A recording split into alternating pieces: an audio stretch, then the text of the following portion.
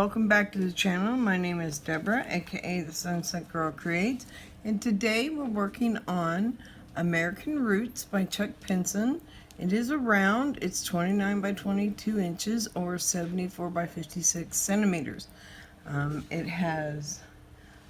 We are working on this top section of the house, including our chimney. So we're going to be concentrating on this side of the house, this section of the house as we go. We are going to be using number 15. It's the dot and it's 762. Okay, so I will be using my pen from Jim's Handmade Shop. All the information is below. I do still have my multi-placers from Lexi Lily Crafts underneath. I'm using my tray from my 3D Designs. Yes, it is a 3-section tray where I can run three colors at one time. I'm also using my Beadsmith mat from Amazon. It is upside down, and it just sticks to my release papers, and then I can stick my tray on there and my diamonds stay in place while I do my diamond painting. I don't have to try to worry about if something's where it needs to be or if it's in its place or anything like that, because it's all here. We're still using our yellow wax that we got from DP with Sparklers. And today our article will be how to store finished diamond paintings, and it's not too long of an article, so it should go pretty fast. What's the day going like today? I have some errands I have to run, and I think my husband and I are going to go to lunch today. We didn't go yesterday because I wasn't quite feeling so well. I didn't do any more diamond painting once I finished the last section we were working on.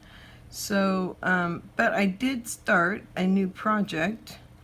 Outside, I want to do new cover pillows for our zero gravity chairs.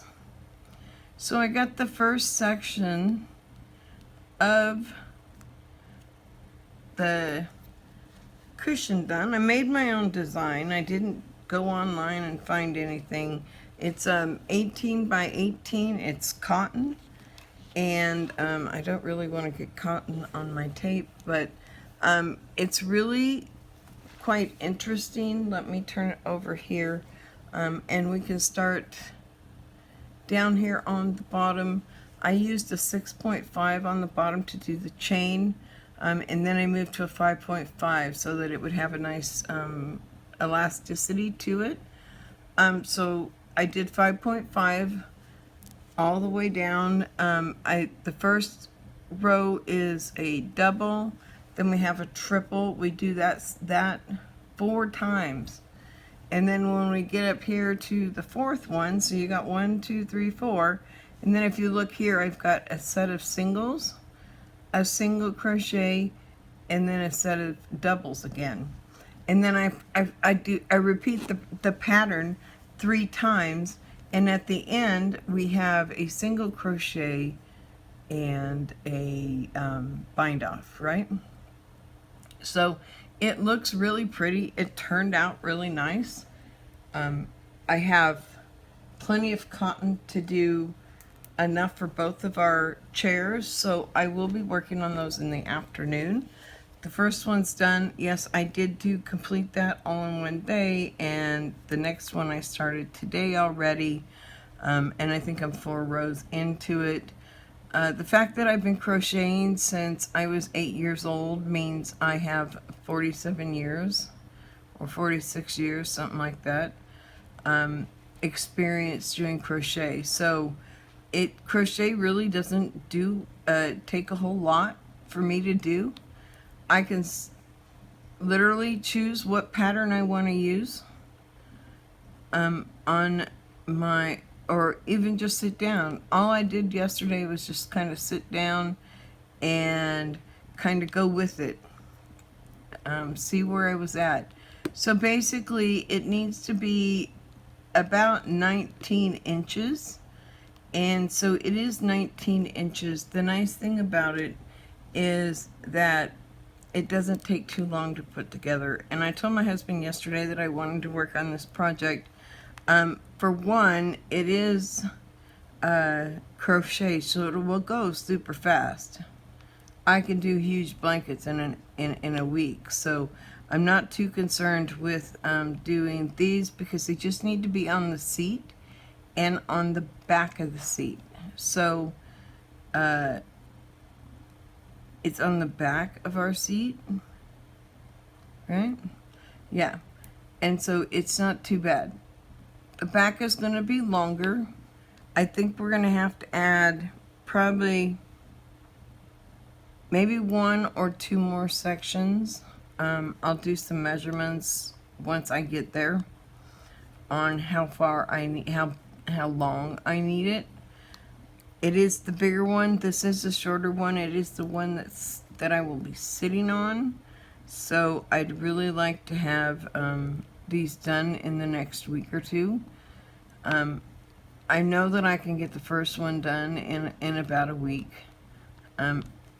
Working on it in the afternoons, and I'll probably take it with me if we go to lunch.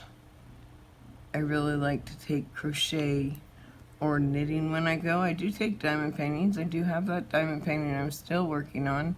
However, I really enjoy just sitting down and relaxing and crocheting sometimes, right? So the nice thing about most crafters is we don't have the same craft, and we typically have multiple projects going at a time, right?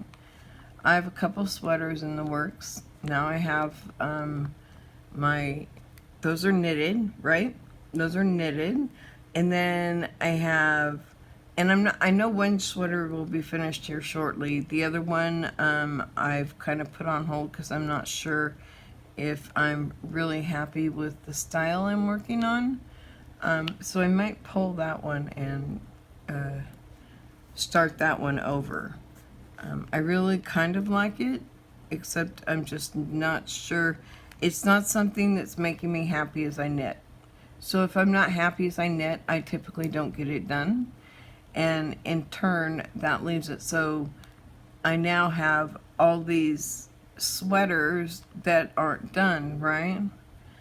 And so I will frog a sweater out if I'm not happy with it. I don't have a problem frogging anything, whether it be knitting or crochet. My knitting, I'm newer at. Knitting I've only been doing for about 5 years now. And I really enjoy knitting.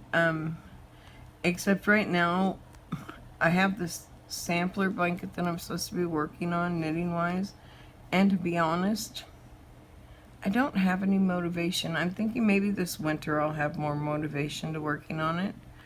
I'm hoping that this winter will be a better winter for me physically than last year was. Last year I didn't really get a whole lot accomplished except for diamond painting, and all I did when I got home from work was sit on the couch. If I did that, a lot of times I just come home and go to bed.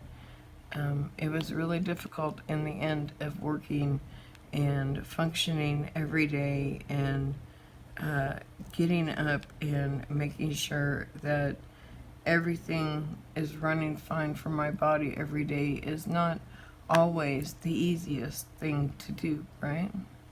So we have to do what's right for our own bodies. We have to choose what's right for our own bodies, correct? So in that regard, we need to, as women and as crafters and anybody else, we need to let people know and understand that our crafts are therapeutic. And I think it's really important that people understand that if somebody sits down to do a craft, they're not doing a craft all just because it's what they want to do. Sometimes they sit down just because they need to refresh their brains, or they need to figure out a puzzle, right? Because I would be at work and I'd have a puzzle I'd have to figure out, and I'd have to figure out how to get something to work, do all the research, but then I just needed a minute to process everything that I just put into my brain, right? So I would take a break. And in that break, I would do something relaxing, like grab a knitting project or grab a crochet project or a diamond painting project. I can diamond paint in a half hour. I can lay quite a few drills down in a half hour if I have time to do it, right? So within a half hour time, I can usually get quite a bit done. And at the end, I have now finally relaxed.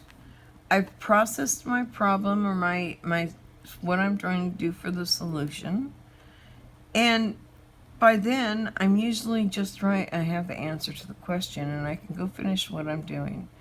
And sometimes my brain, I have to take time to process things. So sometimes I get a question and I may not always rightly answer that question. I'm usually pretty good.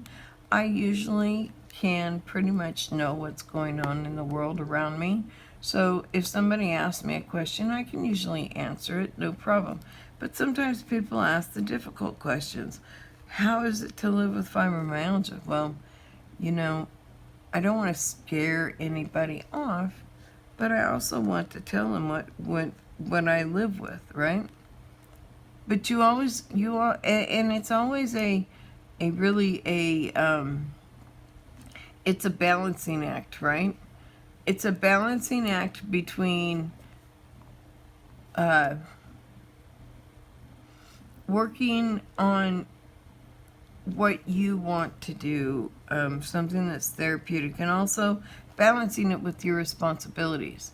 So if you have responsibilities and something you need to get done, then don't be doing your craft to procrastinate. Your craft is there for you to enjoy, and yes, you're going to enjoy it while you're procrastinating, but is it really worth it? I don't think so. Not in my opinion, at least, right? And I have a pretty strong opinion about how I feel about it, right? But everybody has those kind of feelings, right?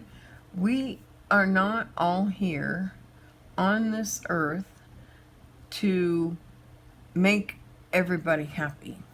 We're here to make our family happy. We're here to make ourselves happy. And we're here to have a successful life, right? We all want to have a successful life in life, right? I don't know anybody who walks up and says, when they're a young kid and they're dreaming about what they want to do, and I've never heard a kid walk up and say, I want to be a drug addict. I've never seen a kid walk up and say, I want to be an alcoholic. I want to do all of this bad stuff. You know, most kids don't even know about that kind of stuff at first, right? They come from a purity world, and when we send them to public school or even to private school, you know, they have to learn from other kids, not just their peers, right? So we always want to make sure that we're really helping our children grow, right? Because we're not here to not let our children grow. We're not here to offer our children a different solution, right, to life. There's no other solution to life, but you have to live it. And you have to embrace it, right? Because there's been times in my life that I haven't embraced it, right?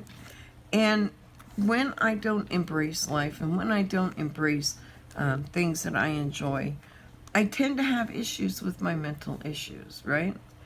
It's really, and I'm not telling you this because with bipolar, it's not something that you can just turn on and off, right? Can't turn that on and off. But you can learn and find ways to cope and manage your disease, right? So people with bipolar, they have to manage their disease. People with AIDS have to manage their disease. People with cancer have different responsibilities and need to manage their needs and ensure that they're doing what's right for them, right? And the same goes to our crafts, right? Because these things I was talking about and I'm putting on the board about is it's not necessarily the fact that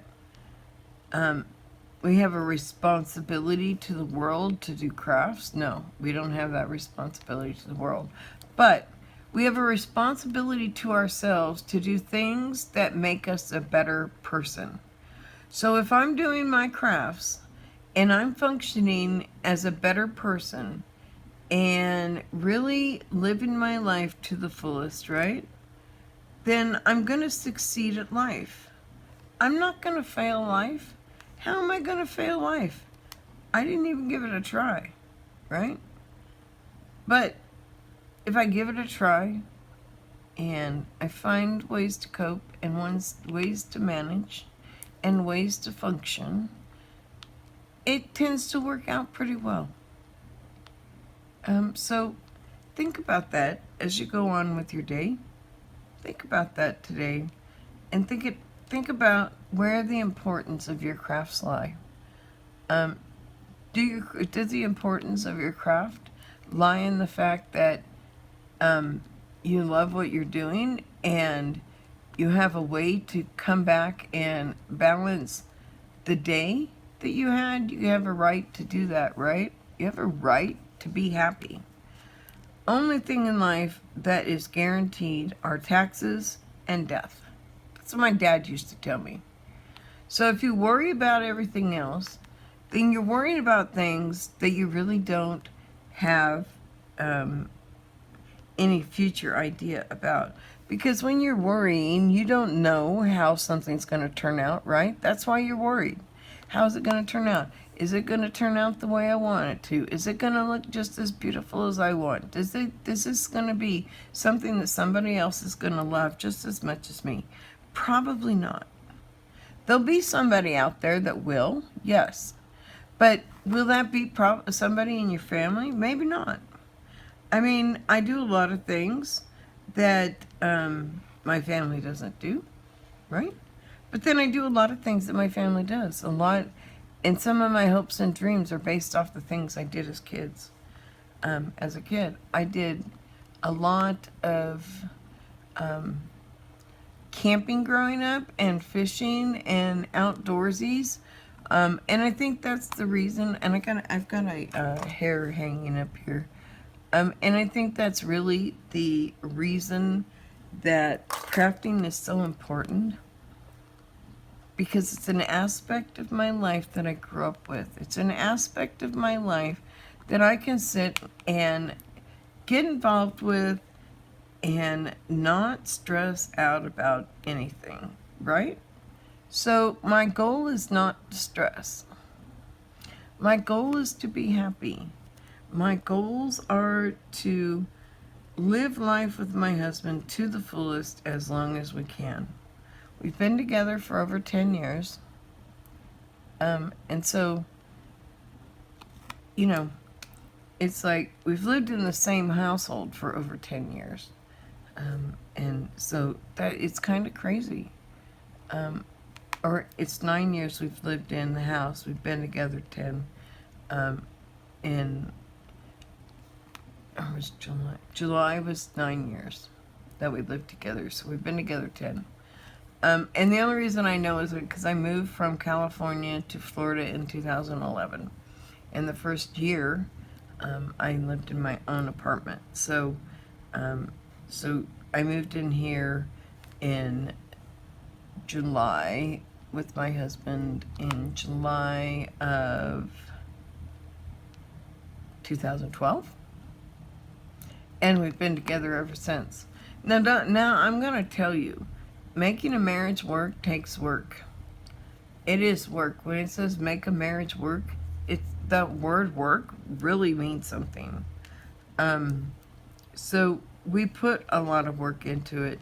We do what we have to make it work, and adjust as necessary. So like when my fibromyalgia started getting as bad as it is now, it just started out as little aches and pains, little muscles hurting here and joints hurting there, and that kind of thing, right? And my husband's been through all of it with me, because when he met me, I didn't have fibromyalgia. I didn't have issues. I walked 2 miles a day every day. I was very active, outdoorsy, doing things like that.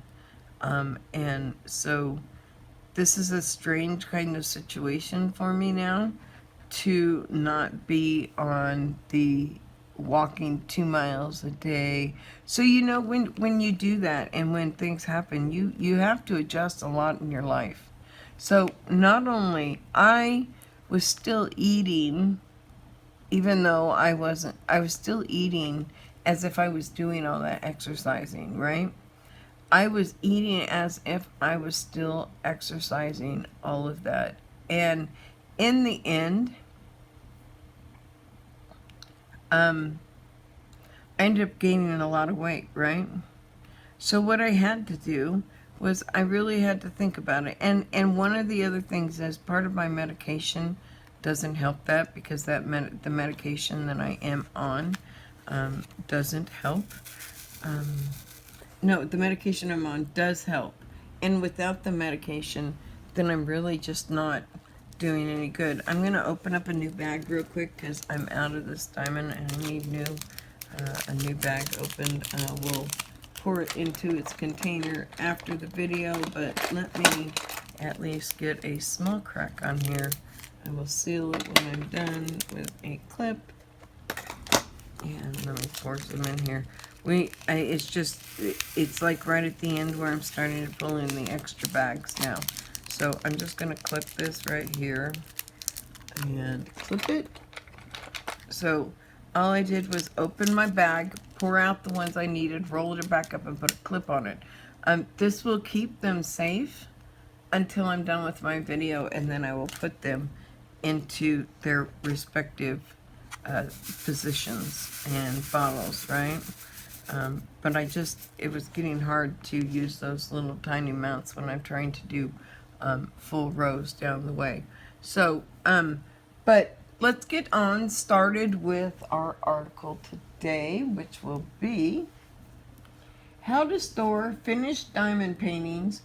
And this one was from July 18th, 2020. Oh, so do you have any special ways that you store your diamond paintings? When they're new, they stay in the box until they get opened, they get inventoried, they get checked, make sure everything's right. I do unboxings now, so everything gets open, but it all goes back in its box. And it'll sit in its box until I'm ready to do the painting. Then I'll open the painting and do the painting. And that's how mine are stored for new diamond paintings. For ones that I've completed, that I'm getting ready to put on this wallpaper that I'm making, they're all stored with the diamonds rolled out and in their boxes. So if anything falls off, they should be in the boxes. I shouldn't have any issues moving forward with this. I'm hoping that it goes smoothly, because the smoother it goes, the nicer it is. So we've got those packed away, and now we're going to see what it says. Oh, I frame them too. So congratulations, you finished your diamond art project. Now it's time to show off your masterpiece to the world, or at least to your house guests. But you're probably wondering what to do with your completed piece. How to store finished diamond paintings, frame them, give them as gifts, etc. We've got you covered. There are tons of ways to store your works of art. Maybe you don't yet have a place for your new diamond painting, or you're looking to temporarily store it elsewhere until you give it a present, give it as a present, or move into a new home. Here's how to safely store your paintings. So the first one is frame it. And we've already gone over how to frame. We've read that article. They do have a link on how to frame a diamond painting. So if you're wondering what to do with a finished diamond painting, the most obvious answer is to put it in a frame and hang it as a decoration. Framing your diamond painting is a relatively easy process. Just be sure to clean off any dirt or dust that may be clinging to the beads before you add the painting to its new frame. When shopping for a frame, measure the painting prior to purchasing and notice if the diamond painting has extra trim around the edges. You may want to cut this area off and find a slightly smaller frame or keep it there for an added visual effect. So you can also use foam board, and I've thought about putting my paintings on foam board before I put them on the wall. I think it might be a safer way to store them if I put them on foam board. So sometimes you're not quite ready to hang your diamond painting. Maybe you need to find a safe place for it. You're moving into a new home soon, or maybe you're planning to give it away as a gift. In the meantime, you need to be able to store it safely without ruining the integrity and accidentally knocking off beads. Foam boards are an easy, cheap way to keep your paintings safe after you've completed them. You can either use 2 flat foam boards that are the same size, which should be larger than the size of your painting, or you can invest in 1 foam board with trifolds. Use the 2 flat foam boards method. Simply place your diamond painting on one board and then place it on the other on top, and use tape to secure the 2 pieces together.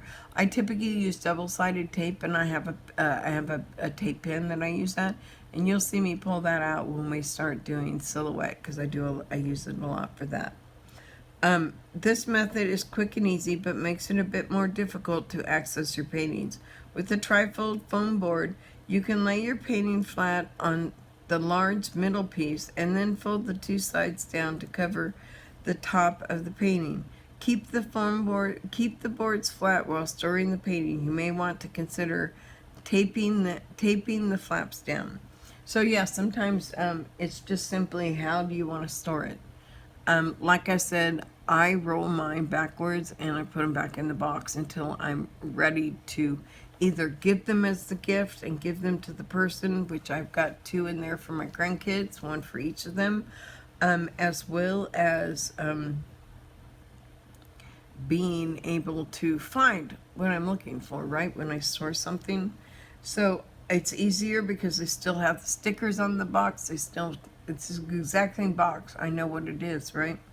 So, or you can find a portfolio case, which I have 2 of them. Art portfolio cases are designed to protect delicate and potentially valuable works of art. If you want to ensure the safety of a diamond painting and don't mind investing in something new, look for a portfolio case that's large enough to fit most of your paintings. Art portfolio cases are available in many different sizes and styles, so it's important to look for the ones that make sense for your medium.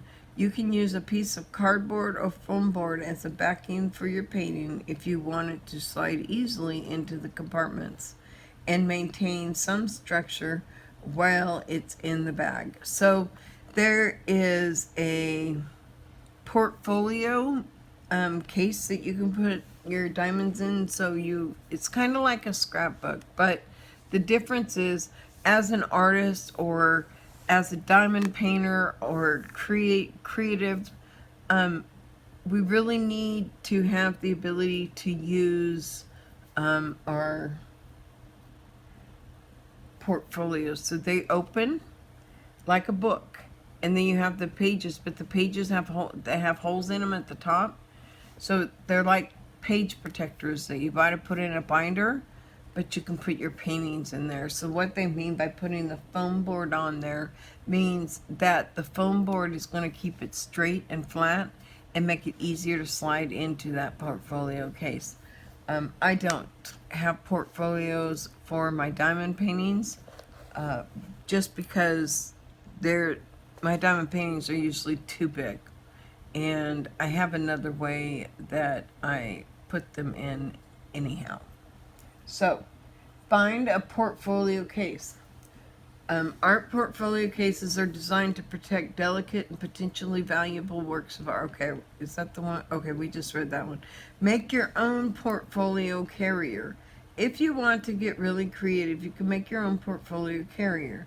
Some of the simplest designs are made from cardboard and duct tape, while the more complicated ones involve sewing and fabric. Depending on your crafting ability and your interest in making a portfolio, you can go big and make it something durable you use for years, or you can simply create a makeshift portfolio to help temporarily store and transport your diamond paintings.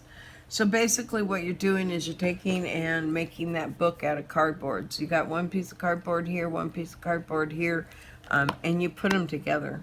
And then you leave the top open, so you seal all three sides except for the top, and then you slide your paintings in there. That will allow you, there's no pages, no clear pages like protectors, you'd have to get them separately. And that's really just how to do a basic one. So, repurposed cardboard boxes. One of the best answers on how to store finished diamond paintings is by reusing cardboard boxes as storage containers. At least everyone has one or two boxes laying around the house that they don't use and haven't gotten around to tossing out yet. Well, instead of shoving it up in the attic to be forgotten about or throwing it in the trash, why not recycle it yourself by using it as a diamond painting storage? As long as the box is larger than paintings, it should make an excellent safekeeper for your projects. You can even store multiple diamond paintings at one time if you add a layer of plastic between each project. Wow. And then keep your beautiful paintings safe. Storing your diamond paintings is very important in ensuring that they won't become damaged or dirty.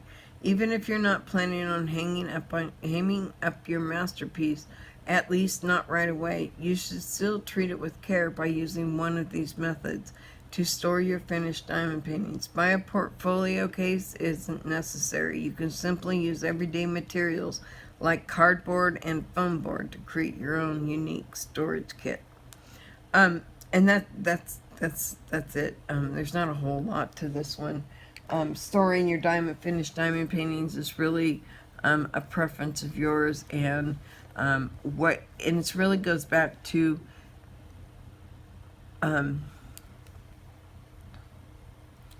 what are you comfortable and where are you comfortable storing your paintings? There's lots of ways of storing your paintings. You don't have to put them in frames to put them on your wall either. There's ways of putting them on, and I don't plan on framing them when I go up on the wall. The one thing that I've thought about is putting the poster board underneath it, or the foam board, just to protect and ensure that it stays flat, and it doesn't bulge or break or bend.